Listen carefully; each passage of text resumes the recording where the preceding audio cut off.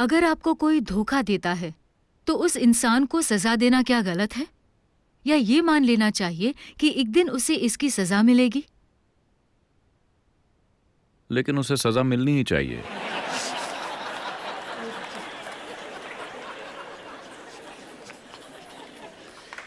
आप दें या कोई और, लेकिन उसे सजा मिलनी ही चाहिए।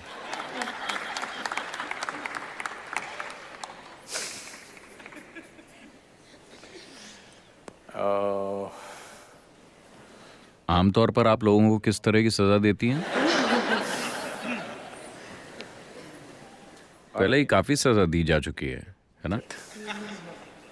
पहले ही काफी कुछ हो चुका है। चिल्लाना, चिड़चिड़ाना, बात ना करना, हर चीज हो चुकी है।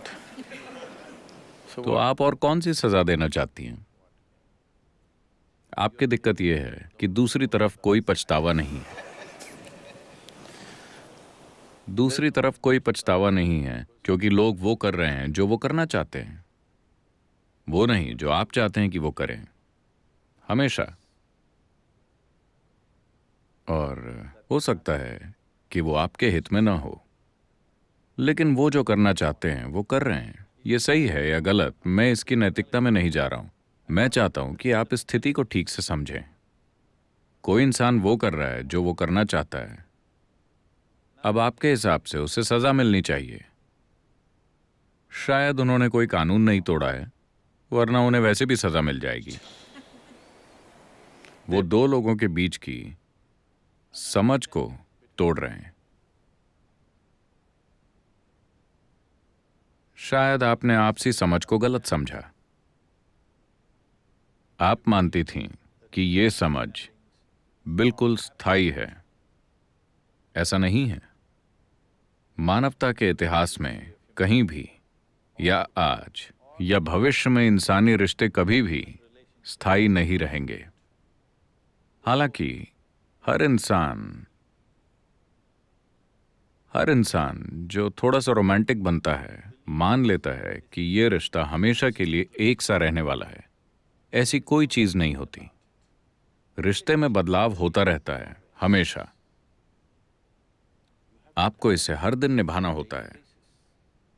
एक दिन अगर आपने इसे ठीक से नहीं चलाया तो ये कहीं और जा सकता है। आया ना? नहीं, कृपया इसे वैसे ही देखिए जैसा ये है। आपको इसे ठीक से चलाना होगा।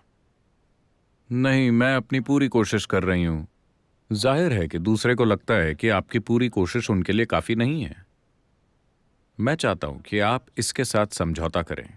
ये इस बारे में नहीं है। मैं ये नहीं कह रहा कि वो जो कर रहे हैं वो सही है या गलत। ये मेरे कहने की चीज नहीं है। मैं बस इतना कह रहा हूं कि लोग सदियों से ऐसे ही पेश आते रहे हैं और अब भी हैं।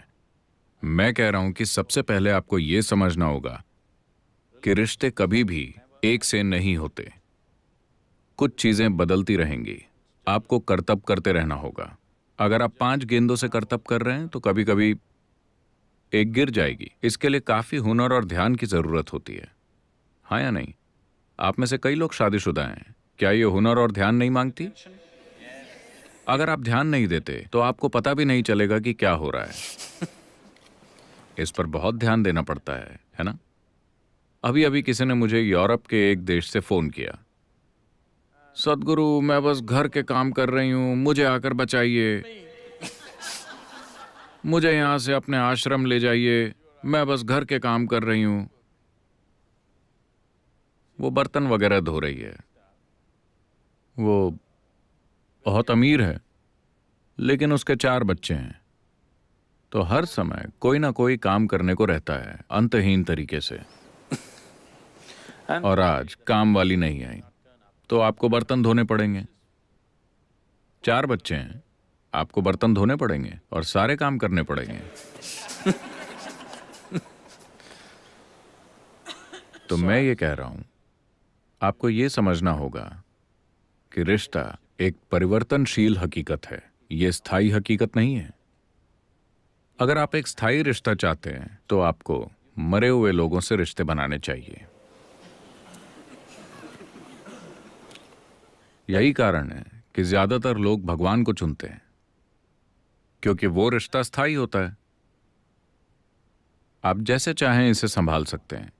अगर आपने उनके बारे में 10 दिन तक नहीं सोचा और 11वें दिन आप उनके बारे में सोचते हैं, वो फिर भी वहीं होंगे। आप वैसा अपने पति या पत्नी या किसी और के साथ कीजिए, तब कुछ और होगा। आप कहीं चले गए, व्यस्त हो गए, भगवान को 3 साल तक भूल गए, आप फिर से सोच सकते हैं, तब भी वहीं होंगे। तो अगर आप स्थायी रिश्ता चाहते हैं तो आपको इंसानों को नहीं चुनना चाहिए। इंसानी रिश्ते परिवर्तनशील हैं, इस पर बहुत ध्यान देना पड़ता है। तो इसीलिए कुछ लोग अपने जीवन में यह तय करते हैं कि ऐसी चीजों को संभालने के लिए उनके पास समय और शक्ति नहीं है, तो वो दूसरा रास्ता अपनाते हैं जहां ऐसा कोई बंधन नहीं होता। वो अपनी आंखें बंद कर लेते हैं और अपने में मग्न रहते हैं। वो ये परवाह नहीं करते कि उनके आसपास कौन है या क्या है। तो आप ऐसा नहीं कर सकते। तो मेरे ख्याल से सबसे अच्छा होगा, किसी को सजा देने की कोशिश में आप सिर्फ खुद को ही सजा देंगे। वो जो चाहते हैं वो कर रहे हैं। बेहतर ये होगा कि आप ये देखिए कि आप अपने जीवन से वाकई क्या चाहती हैं। आपको उनके साथ प्रतिक्रिया करने और उनके जैसी बेवकूफ़ी भरी चीजें करने की जरूरत नहीं है। आपको बस बैठकर इस पर गौर करना होगा। जब आपके भ्रम टूट जाते हैं, अभी आपके भ्रम टूट गए, ये बहुत अच्छी बात है। अगर आपके भ्रम टूट गए हैं तो इसका मतलब है कि जीवन आपको हकीकत के करीब ला रहा है ना? तो ये आपके लिए एक मौका है बैठकर ये देखने का कि मेरे जीवन की प्रकृति क्या है। देखिए, जीवन का ये अंश जीवन का एक संपूर्ण अंश है कि नहीं? क्या ये आधा जीवन है? आप आधा जीवन है या पूरा जीवन? पूरा जीवन। तो फिर ये इतना अधूरा क्यों महसूस करता है कि इसे एक दूसरे इंसान की जरूरत होती है इस जीवन को भरने के लिए? ऐसा क्यों है? इस पर गौर करने का यही मौका है ना? अगर ये पूरा जीवन है तो ये अपने आप में संपूर्ण है, लेकिन अभी आपने इसे इस तरह से बना दिया है कि ये उसके और उसके और उसके बिना नहीं रह सकता। तो कहीं ना कहीं ये एक अधूरा जीवन है, या कम से कम इसको अपनी प्रकृति की पूर्णता का एहसास नहीं हुआ है ना? This is a complete piece of life, packed with creator and creation together. Very great combination. ये जीवन का एक संपूर्ण अंश है जो सृष्टा और सृष्टि दोनों से भरा हुआ है। एक अद्भुत जोड़ी। जब जीवन आपके दरवाजे पर इस तरह दस्तक दे रहा है, ये अपने भीतर गहराई से देखने का समय है, न कि किसी दूसरे के साथ प्रतिक्रिया करने और उन्हें सबक सिखाने का। किसी दूसरे को सजा देने से आपका जीवन रूपांतरित नहीं होने वाला। ये आपके जीवन को किसी भी तरह से सुंदर नहीं बनाने वाला। आपको 2 दिनों के लिए एक घटिया संतोष मिलेगा, उसके बाद आप उसके लिए भी अपराध बोध महसूस करेंगी।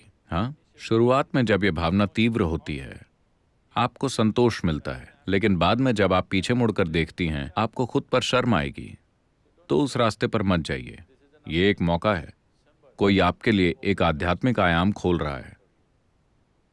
वाकई कोई आपको यह एहसास दिला रहा है कि ये सब चीजें कितनी नाजुक हैं। वो आपको धोखा दे सकते हैं, वो भाग सकते हैं, वो तलाक दे सकते हैं, या वो मर सकते हैं, है ना? अगर वो मर जाते हैं तब आप ये नहीं सोचेंगे कि उसने मुझे धोखा दिया। क्या आप सोचेंगी? नहीं। लेकिन चाहे जो हो, आपको वंचित किया गया है ना? महत्वपूर्ण बात यह है कि आप किसी चीज से वंचित हो गई हैं। उसने ये कैसे किया, सवाल ये नहीं है। चाहे मौत से या तलाक से या धोखे से, या आप इसे जो भी कहें, पर मूल रूप से आप वंचित हो गईं। आपको सिर्फ इसलिए वंचित किया जा सकता है क्योंकि आप ये विश्वास करने के भ्रम में हैं कि ये एक अधूरा जीवन है और इसे कहीं से दूसरे आधे हिस्से की जरूरत है। नहीं, ये एक संपूर्ण जीवन है। अगर आप एक संपूर्ण जीवन के रूप में विकसित हुए हैं तो आप देखेंगे कि रिश्ते बिल्कुल अलग प्रकृति के होंगे। तब ये साथ आने और साझा करने जैसा ज्यादा होगा, न कि निचोड़ने जैसा।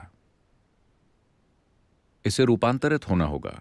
अगर रिश्ते को रूपांतरित होना है तो आपको रूपांतरित होना होगा। ये एक जबरदस्त मौका है जो किसी ने आपको दिया है। ये कहना बंद कीजिए कि किसी ने मुझे धोखा दिया है। बस ये कहिए कि मुझे कोई भ्रम की अवस्था से परम सत्य की ओर धकेल रहा है। हमें उस व्यक्ति को धन्यवाद देना चाहिए।